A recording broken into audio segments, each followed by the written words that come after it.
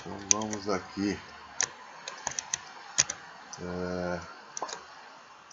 Na eletrosfera de um átomo de nitrogênio, temos 10 elétrons. Qual é a carga elétrica de sua eletrosfera? Então aqui nós temos que há um número de 10 elétrons.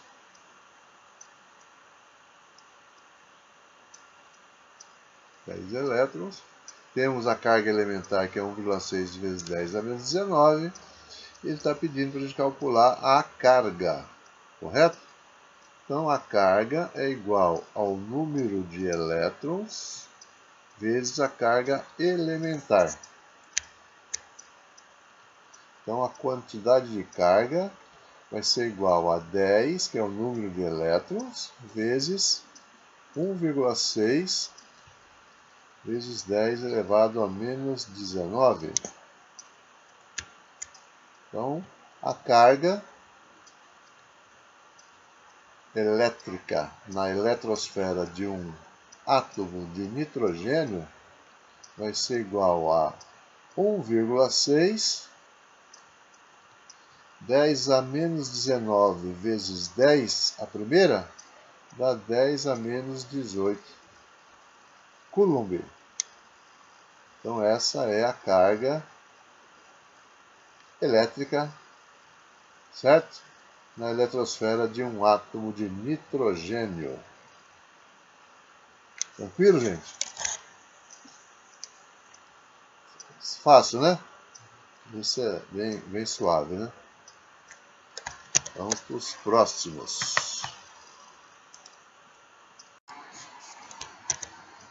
Exercício 2. Os corpos ficam eletrizados quando perdem ou ganham elétrons. Imagine um corpo que tivesse 1 mol de átomos, e que cada átomo perdesse um elétron. Então, 1 mol, 6 vezes 10 a 23. Então, ele vai perder 6 vezes 10 a 23 elétrons. Correto? Então, esse é o meu N. Número de elétrons em falta ou em excesso. Nesse caso, eu tenho 6,0, né? 6 vezes 10 elevado a 23 elétrons. Perdeu 6 vezes 10 a 23 elétrons. A nossa carga elementar, nosso E, ele vale 1,6 vezes 10 elevado a menos 19 Coulomb. Está aqui, né? E ele quer saber, né? Esse corpo fica eletrizado com uma carga com coulombs igual a... Então a gente vai calcular a carga, né? A carga é igual ao número de elétrons em falta ou em excesso multiplicado pelo valor da carga elementar, né?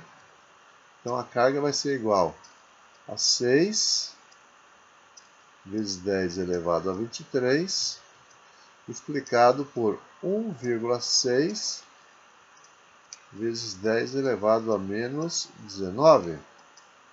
Correto? Então a carga vai ser, ó, 6 vezes 1,6 dá 9,6, tá? Multiplicado por potência de 10. Mantém a base, né, multiplicação, e somos o expoente. 23 mais menos 19 vai dar 4. Então a carga desse corpo vai ser de 9,6 vezes 10 elevado a 4 Coulomb. Essa é a carga dele. Isso nos dá a alternativa D de dado. 9,6 vezes 10 elevado a 4 Coulomb. Então vamos aqui para o exercício 3, né? Um corpo adquire uma carga de mais 1 Coulomb, né? Carga positiva. Podemos afirmar então que a quantidade de elétrons nesse corpo é D. Então veja bem, se a carga é positiva, significa que perdeu elétrons. Então eu posso riscar aqui a letra B e a letra D. Esse aqui não vai resolver, não vai ser, não vai atender, né? A carga positiva é perda de elétrons, excesso de prótons, né? Então vamos calcular essa quantidade de elétrons que foram retirados do corpo, tá? A carga é 1 positivo, é igual a N, que multiplica a carga elementar, que é 1,6 vezes 10 elevado a menos 19, tá? Então 1 dividido por 1,6 vezes 10 a menos 19 é igual a N, tá? Então se eu pegar o 1 e dividir por 1,6, isso vai dar 0,625, tá? Então vai ficar 0,625 dividido por 10 elevado a menos 19, isso é igual a N. Então eu vou pegar esse 10 elevado a menos 19 e passo ele para o numerador do mesmo lado, multiplicando, né? Quando eu faço isso, eu inverto o sinal. Era menos 19, vai ficar mais 19, tá? Então o N vai ser igual, vamos dar a vírgula uma casa para a direita, vai ficar 6,25. Quando eu ando uma casa para a direita, eu subtraio um do expoente. Então vai ficar 18. Então 6,25 vezes 10 é 18 elétrons. Elétrons foram perdidos, né? Perdidos. Isso nos dá qual alternativa? 6,25 vezes 10 é 18. 6,25 vezes 10 é 18. A alternativa é a letra C. Exercício 4. Responda as seguintes perguntas. O que acontece quando se acrescentam elétrons em um ponto de um isolante e de um condutor? Bom, gente, quando eu tenho um isolante, a gente sabe que o isolante ele dificulta a passagem dos elétrons, certo? Ele dificulta, ele não deixa o elétron ficar livre, passeando, vamos dizer assim.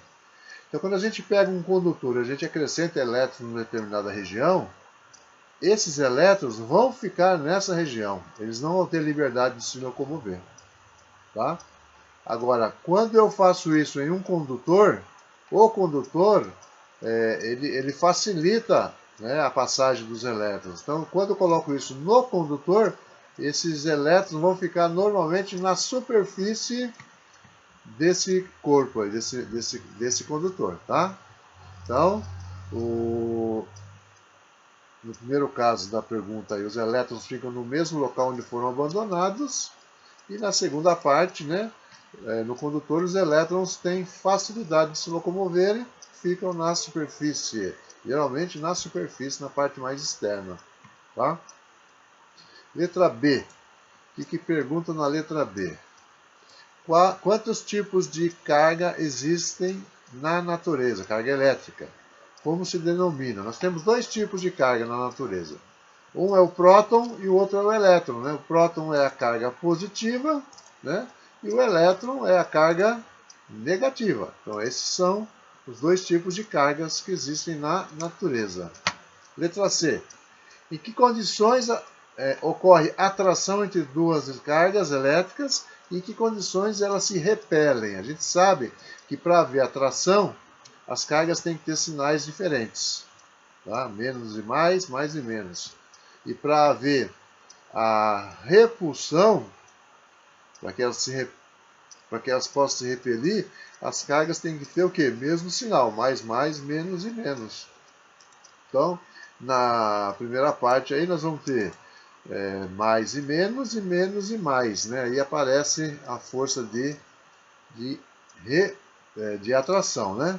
Ou a gente pode ter aí na segunda parte da pergunta, mais, menos, aonde vai aparecer a força de repulsão, tá? E na letra D, que partícula é transferida de um corpo para o outro no processo de eletrização? Todo processo de eletrização A partícula que se movimenta aí é o elétron. Os elétrons. Tudo bem, gente? Tranquilo?